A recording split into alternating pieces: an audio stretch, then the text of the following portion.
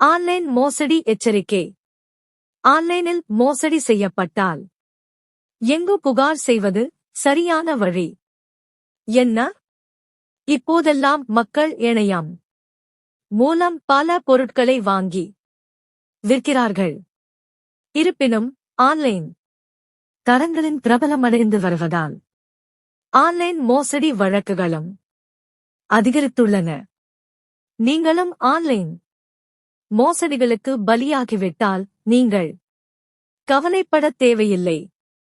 உங்கள் புகாரை பதிவு செய்து உதவி பெற இந்தியாவில் பல வழிகள் உள்ளன. ஆன்லைன் மோசடி இருந்தால் எங்கு புகார் செய்வது என்று தெரிந்து கொள்வோம். சைபர் கிரைம் போர்ட்டலில் எப்படி புகார் செய்வது? இந்திய அரசு ஆன்லைன் மோசடிகள் மற்றும் சைபர் கிரைம் வழக்குகளுக்கான தேசிய சைபர் கிரைம் ரிப்போர்ட்டிங் போர்ட்டல் என்ற போர்ட்டலை உருவாக்கியுள்ளது. இந்த போர்ட்டலில் உங்கள் புகாரை ஆன்லைனில் பதிவு செய்யலாம். இதற்காக நீங்கள் இந்த வலைத்தளத்தை பார்வையிட வேண்டும். www.cyprcrme.gov.in.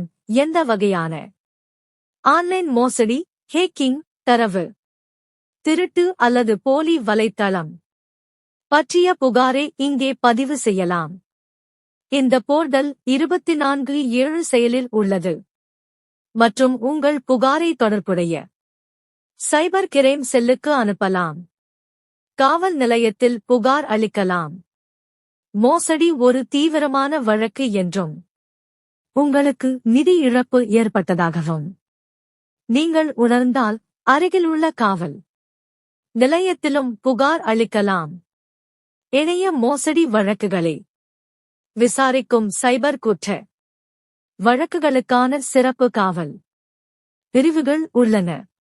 உங்கள் புகாரை எழுதி காவல்துறையிடம் கொடுக்க வேண்டும்.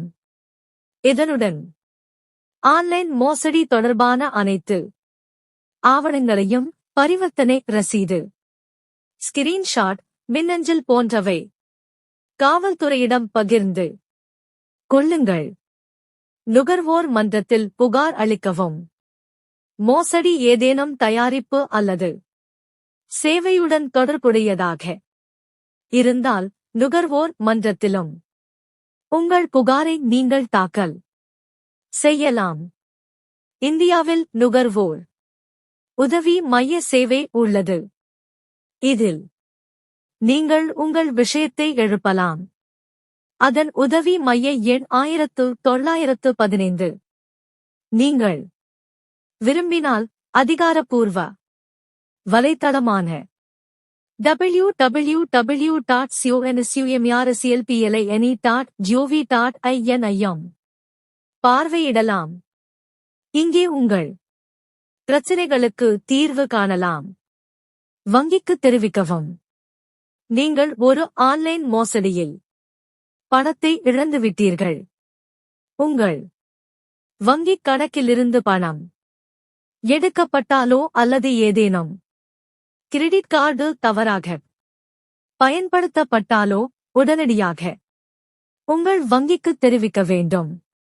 வங்கி உங்கள் வழக்கை விசாரித்து தேவையான நடவடிக்கை எடுக்கும்.